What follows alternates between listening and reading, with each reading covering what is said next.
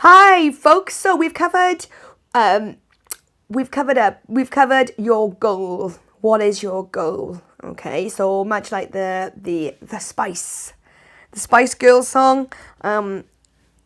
What you really want, and I'm sure it's not going to be Zigga Zigga. So now that you've got your goal set, your heartfelt goal, and we're going to be on this journey. We're on this journey together. Well, actually, all of us are on the journey together. So you're with a group of like-minded ladies. In the past, you might have kind of tried fast fix diets, which you may have lost weight quite rapidly and seen instant kind of success. What I really want you to think about is forgetting about kind of fast fix and thinking more about kind of long-term goal success. Fast fixes never really work because eventually you'll go back to your old way of eating. So one of the key things we're looking to do is to change those habits. So you're gonna change the way you eat. So you're not going back to the same old, because if you go back to the same old, you're going to go back to the way you look. So we're looking to slowly and gradually change your eating habits. Remember, Rome wasn't built in a day. So the first thing that I want you to honestly think about is I want you to honestly think about what food in the program that you actually like, because you want to be eating food that you enjoy. I'm also looking for you to choose a variety of foods. So in your protein section, you've got just about every meat or fish, etc., or poultry underneath the sun. Please try and vary a little bit so it's not just the same old. Your body will thank you for varying the types of meat that you have. Remember, pork is going to be once a week, purely because pork's quite acidic. So remember, pork is pork as in pork loin. It's also usually pork sausages, bacon, kind of salami. So remember, that is all pork. And the other thing I wanted to kind of say to you today is that protein that you're going to have, that portion of protein, it may be initially hard to think about having protein first thing in the morning, but what I do want you to try and think about long term is to be able to have some form of protein first thing in the morning. It sets us up really well for the rest of the day. And especially if we're the type of person who craves sweet things, etc., this is going to help kill those cravings over a couple of weeks. So moving on. So your portion of protein is going to be a small fist.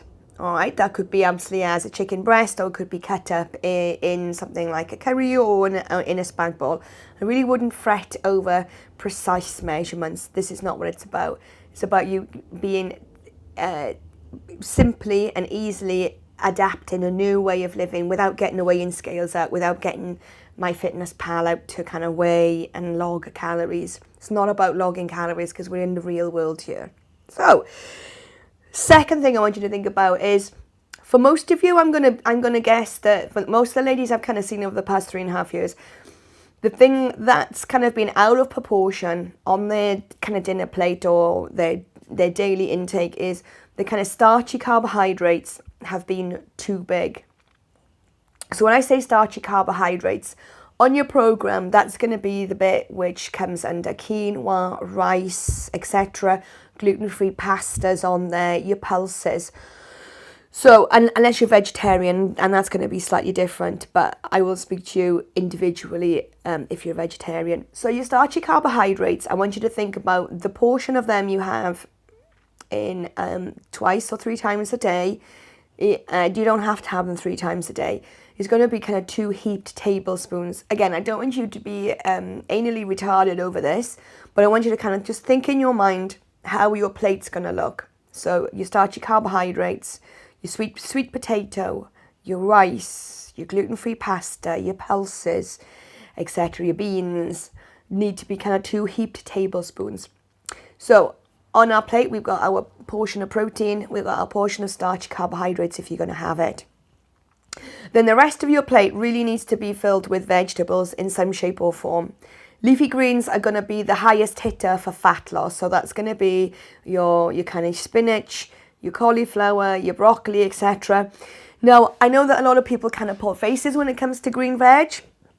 Again, I don't want you to be eating stuff that you don't like, but what I would say is if you haven't kind of tried a lot of these vegetables, please just give them a go. You might find that your palate will change as you kind of eat less of the stuff from the restricted list. Your palate may change and you might actually find something that you really, really enjoy.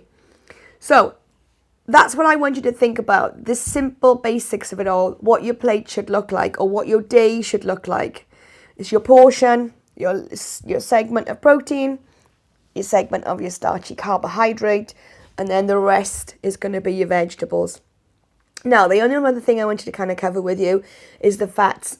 I want you to try and aim to cook with either coconut oil or a good quality rapeseed oil, okay? The reason I want you to stop cooking with the vegetable oil, okay, is because that type of oil, okay, we use it very, very heavily in our cooking, okay? A lot of kind of processed foods and a lot of things that are cooked when we buy them are cooked with vegetable oil. So what we're looking to do is to reduce what we call the omega-6 fats in our daily intake. So that's why we've shifted to a coconut oil.